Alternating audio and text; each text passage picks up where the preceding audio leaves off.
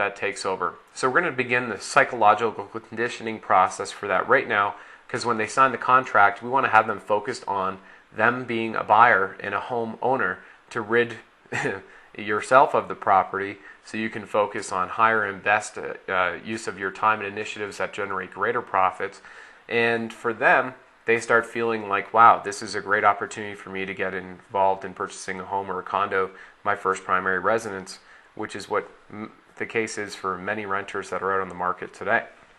So landlord, seller, and tenant buyer, and or signs. Now, I'm going to remove this from this contract. I don't like it, because the and or signs is only what I would have in there if I was going to lease option a property from another investor. That's called a sandwich lease option. I don't want to go into that right now. It's a little bit more of an advanced technique.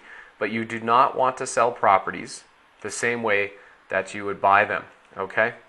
For the dwelling located at, you put the street address, the city, state, province, wherever it is. Under the following conditions: fixed term agreement lease.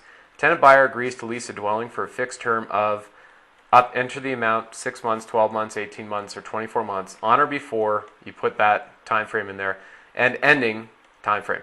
Therefore, after this agreement shall become a month-to-month agreement. So 6 months, 12 months, 18, 24 months. After that, it's month-to-month.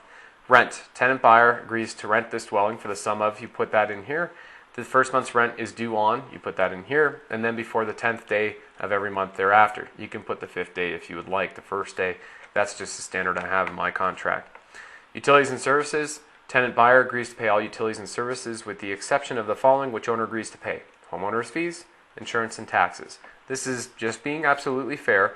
And the thing is that you have problems with tenants if they're not paying for their services. You'll find in the summertime the air conditioner will be blasting and your electric bill is going to go through the roof. In the wintertime the heat's going to be blasting. They may have gone on vacation for 2 weeks and they've left it on at 85 degrees knowing they don't have to pay for that bill. It's absolutely ridiculous. So what you're doing is you're making each one of yourselves accountable.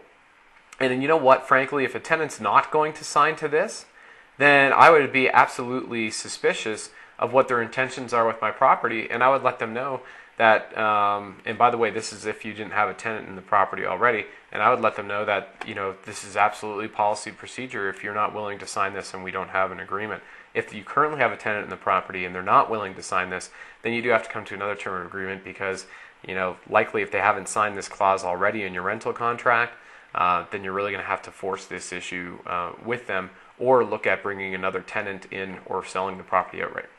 Tenant buyer inspection. This agreement is subject to tenant buyer's home inspection and approval of home inspection within 14 days of acceptance. Now, again, this contract, the last one I had, was written up for when we were looking to do a sandwich lease option on a property.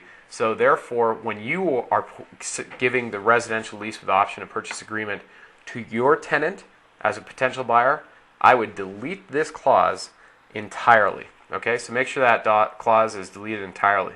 And by the way, remember, we do not sell or rent our properties the same way that we would purchase our properties. So 14 days of acceptance is way, way, way too much. And you're going to see that throughout here, so I want to just make it a point to you. If you're going to put this contract under their nose and offer it to them, I would give them 1 day or 2 days. Likely they're already in the property themselves. Notification of serious building problems. Tenant buyer agrees to notify the landlord seller immediately upon